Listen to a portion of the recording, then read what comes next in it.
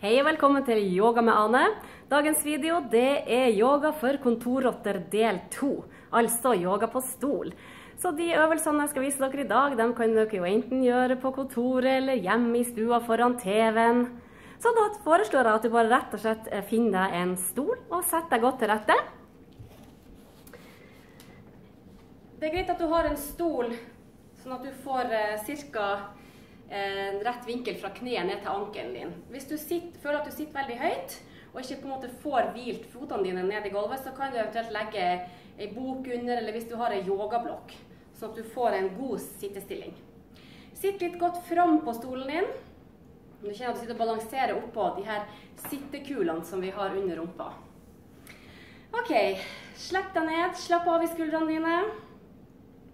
Så kan du aller først bare kjenne etter litt hvordan pusten din har det akkurat nå. Og jeg vet jo mange som jobber døgnet rundt og kan få litt sånn her uro i kroppen, en pust som er litt overfladisk. Så prøv å liksom kjenne at du lander litt i pusten din. Og hvis du vil nå, så kan du gjerne lukke igjen øynene dine, gå litt inn i deg selv. Bare kjenne etter litt grann. Hvordan står det egentlig til i dag?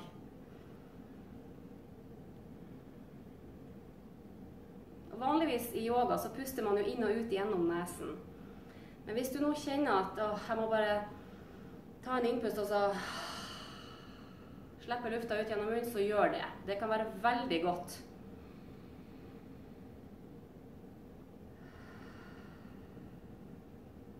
Så kan du etter hvert begynne å kjenne etter litt hvordan det føles å puste inn og ut gjennom nesen.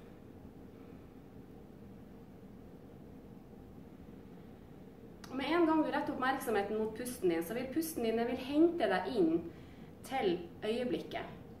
Pusten din det er det nærmeste du kommer nærvær. Og jeg bruker å si at du kan jo ikke puste ditt neste pust, og du kan ikke puste ditt forrige pust. Pusten din den skjer akkurat her og nå. Derfor er det et fantastisk verktøy. Skal jeg slutte å prate? Pust.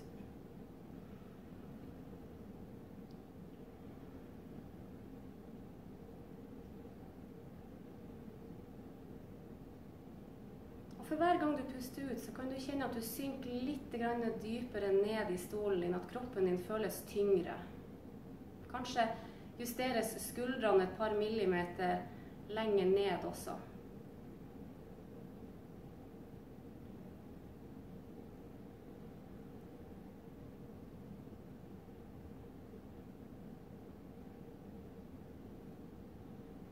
Ok, da kan du komme litt tilbake igjen. Den første øvelsen vi skal gjøre, da skal vi synkronisere pust og bevegelse. Og sånn helt i starten, når man ikke er så vant til det, så ikke heng deg så veldig mye opp i det, for det er sånne ting som kommer etter hvert. Men det du kan gjøre nå, det er å plassere venstrehånda di enten på låret, eller ta et tak i stolen du sitter på. Så tar du med deg høyrehånda di og strekker den opp mot taket. Pass på her nå at du får en god avstand mellom skulder og øre, sånn at ikke du trør hånda di inn i øret ditt. God avstand. Så skal vi bare puste innenfor lenge, og så puster du ut, og så kommer du forsiktig over til siden. Og her jeg tenker en forlengelse oppover mot taket, sånn at du får åpnet godt opp på forsiden her. Så før vi nå begynner å synkronisere, så kan du bare gjøre noen små sånne pulseringer. Og kjenn at du har begge sittekulene dine godt plantet ned i stolen. Det kan være veldig fort gjort å henge for langt over og liksom miste rota, miste festet. Ok, kom rolig tilbake igjen. Strekk opp motsatt side. God avstand mellom skulder og øre. Og bare kom over og myk forsiktig opp. Så kan vi begynne å synkronisere. Da puster vi inn og kommer over. Puste ut, kommer tilbake igjen mot midten. Så på din neste innpust igjen, strekke opp og kommer over. Puste ut, tilbake. Puste inn. Puste ut.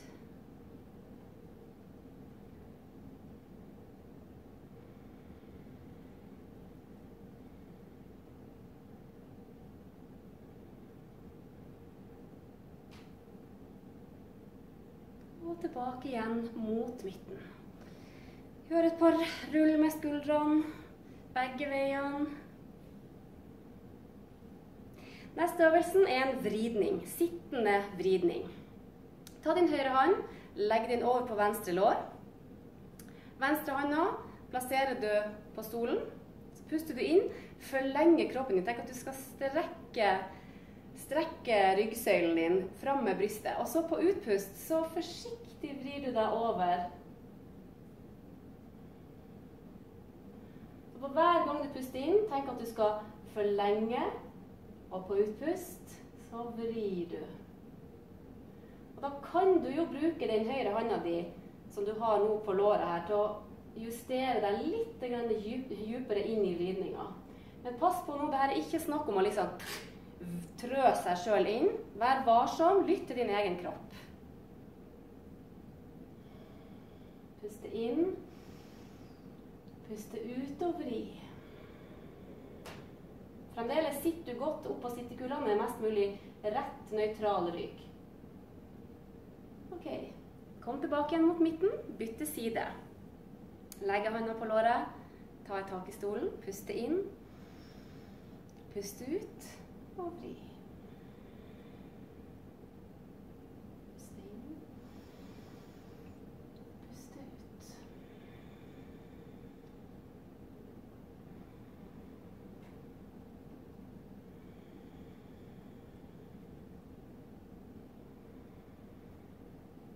Og gjerne bruk hånda di her frem på låret til å justere deg litt dypere inn i stillingen.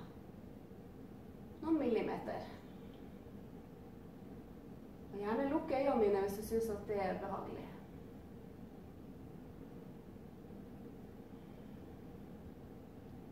Ro litt tilbake igjen mot midten. Og igjen, rulle et par ganger på skuldrene frem og tilbake, løse opp. Neste øvelse, det er en sittende hofteåpner.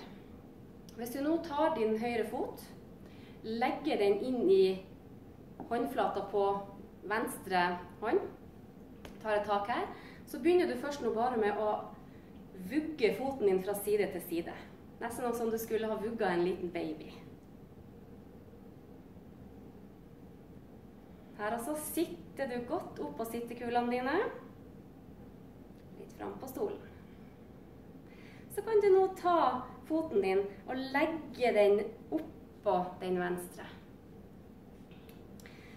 Her kan du godt flekse fotsålen din og legge venstre hånda di inn i fotsålen, og så har du høyre oppå kneet. Og så kan du jo nå etter hvert kjenne ut hvordan er det hvis jeg beveger overkroppen min litt fremover. Bitte litt fremover, og da vil du mest sannsynlig kjenne en god strekk siden her. Så pust inn, og så på utpust så kommer du litt fremover. Prøv å holde ryggen din rett, så det er ikke at du liksom krummer deg fram her, men og kanskje er det nok å sitte her. Sitte her og kjenne litt på den strekken. Hofteåpnere er utrolig fine øvelser hvis man plages med ryggsmerter. Årsaken sitter ofte i hoftene dine, så jeg anbefaler deg å gjøre hofteøvelser som åpner opp hoftene. Så kanskje etter hvert kan du slippe det. Her snakker vi om å slippe og ikke presse seg ned. Bruk vekta av kroppen din til å slippe deg fram.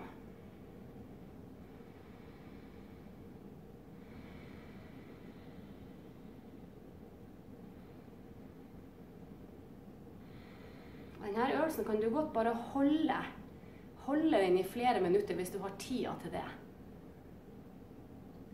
Hold fokus på pusten din. Hvis du merker at tankene begynner å vandre, og når jeg kommer hjem så skal jeg lage det, og i morgen og alt det her, prøv å holde deg her og nå.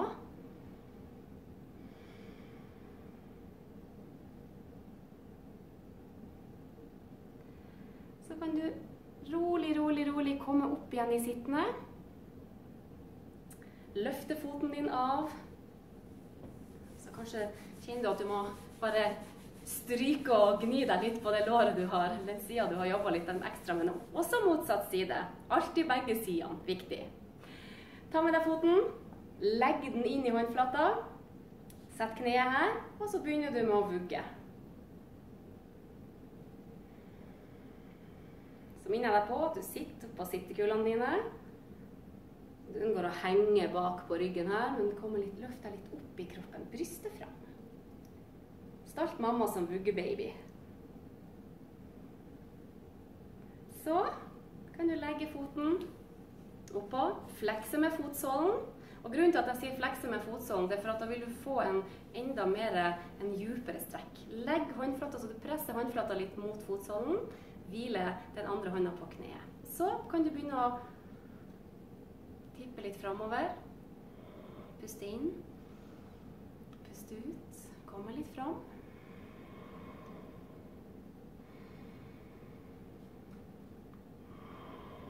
Og gjerne lukke øynene dine.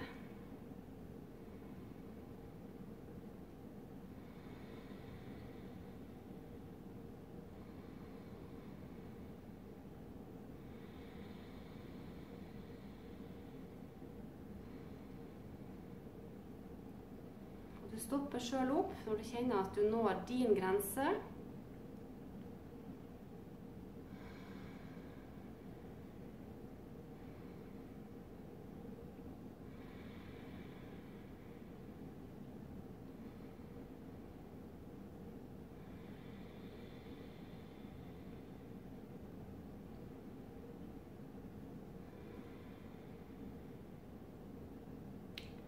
Så beveger vi oss sakte, men sikkert opp igjen i sittende.